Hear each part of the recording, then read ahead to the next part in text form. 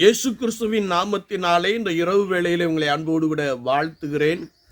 வேதத்தின் வெளிச்சம் என்ற வார்த்தையின் அடிப்படையிலே இந்த பரிசுத்த ஆவியானவரை நாம் பெற்றிருக்கிறோமா என்ற வார்த்தையை நாம் தியானித்து கொண்டிருக்கிறோம்.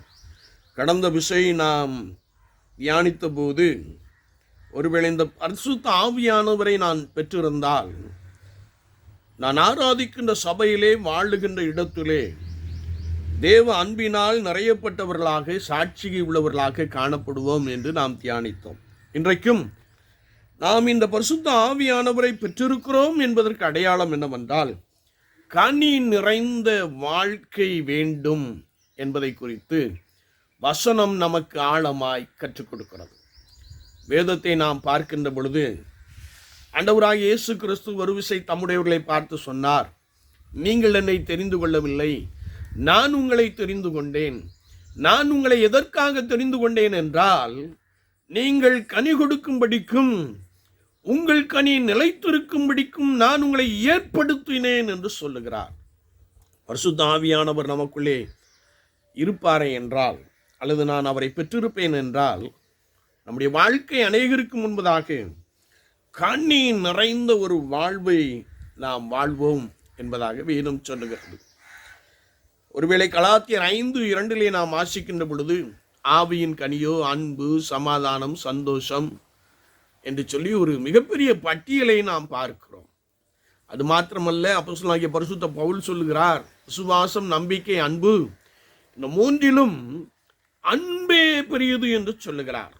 இன்னும் 1 கொரிந்தியர் 13 நாம் வாசிக்கின்ற போது, ஒருவேளை நான் எல்லாம் இருந்தாலும், அல்லது என்னுடைய வாழ்க்கையிலே நான் எல்லாவற்றையும் பெற்றிருந்தாலும் அன்பு எனக்கு இராவிட்டால், இன்னும் ஆழமாய் சொல்லுகிறார், நான் பற்பலக பாஷைகளை பேசினாலும் அந்நிய பாஷைகளை பேசினாலும் அன்பு எனக்கு இராவிட்டால் ஒன்றும் இல்லை என்று சொல்லுகிறார். கனியிலே மிக சிறந்த கனி ஆவியின் கனி அன்பு என்று வேதம் சொல்லுகிறது.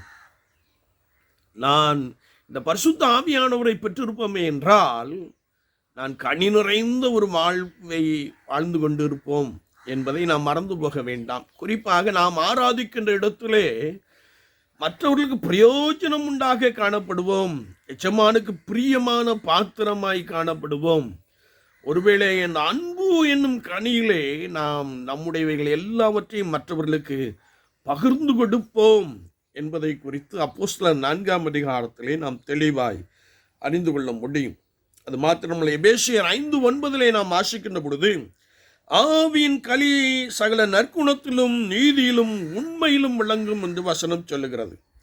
இன்னும் 2 கொரிந்தியர் 9:8 நாம் வாசிக்கின்ற போது, சகலவித நற்கிரியைகளிலே பெருகுகிறவர்களாக காணப்பட வேண்டும். இன்னும் அப்போஸ்தலனாகிய பரிசுத்த பவுல் சொல்லுகிறார், நாம் இயேசு கிறிஸ்துவுக்குள்ளாக சிருஷ்டிக்கப்பட்ட அவருடைய செய்கையாய் மாறிவிடுகிறோம் என்று சொல்லுகிற ஒரு வார்த்தையை நாம் தெளிவாய் அறிந்திருக்க முடியும். எனவே நாம் ஆண்டவருடைய செய்கையாய் மாறிவிடுகிற அந்த அனுபவத்திலே இயேசு கிறிஸ்துவுக்காக பலமாய் ஜீவிக்கிற வாழுகின்ற ஒரு அனுபவத்தை நாம் பெற்றிருப்போம். இந்த பரிசுத்த ஆவியானவரை பெற்றிருப்பதற்கு அது ஒரு அடையாளமாக காணப்படுகிறது என்பதை நாம் மறந்து போக வேண்டாம்.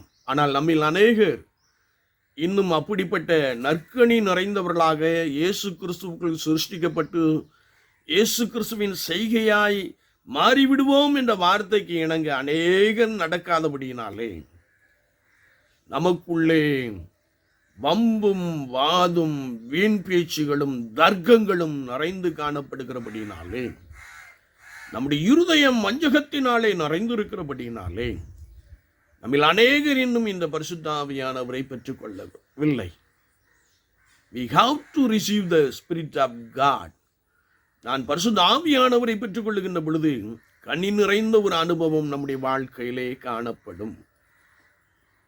ஒருவேளை இப்படிப்பட்ட கிரியை நமக்குள்ளே காணப்படுமே என்றால், நீங்கள் அபிஷேகம் பெற்றிருக்கிறீர்கள் என்ற அர்த்தம்.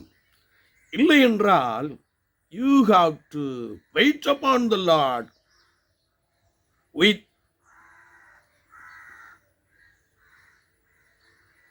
until to receive the Spirit of God. ஒருவேளை மிகுந்த பரிசுத்தத்தோடு கூட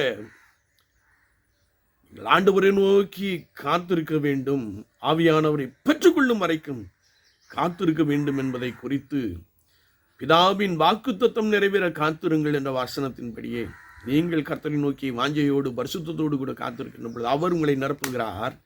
நீங்கள் ஆவியின் கனிகளை கொடுக்கிறீர்கள். ரட்சிக்கப்படுகிற ஜனங்களை கர்த்தர் அனுதினமும் சபையிலே சேர்த்து கொண்டு வருவார். அப்படிப்பட்ட நிகழ்வு நமக்குள்ளே காணப்படும் என்றால் மெய்யாகவே நாம் பரிசுத்த ஆவியானவரை பெற்றிருக்கிறோம். இல்லை என்றால் நான் இதற்கு ஆப்போசிட்டாய் வாழ்ந்து கொண்டே இருப்பேன் என்றால் நான் மனம் திரும்ப வேண்டும், ரட்சிக்கப்பட வேண்டும், காத்திருக்க வேண்டும், பரிசுத்தத்தோடு காத்திருக்க வேண்டும், அபிஷேகத்தை பெற்றுக்கொள்ள வேண்டும். ஆண்டவர் அப்படிப்பட்ட கிருபைகளை நிறைவாய் கொடுப்பாராக. ஆமேன், ஆமேன்.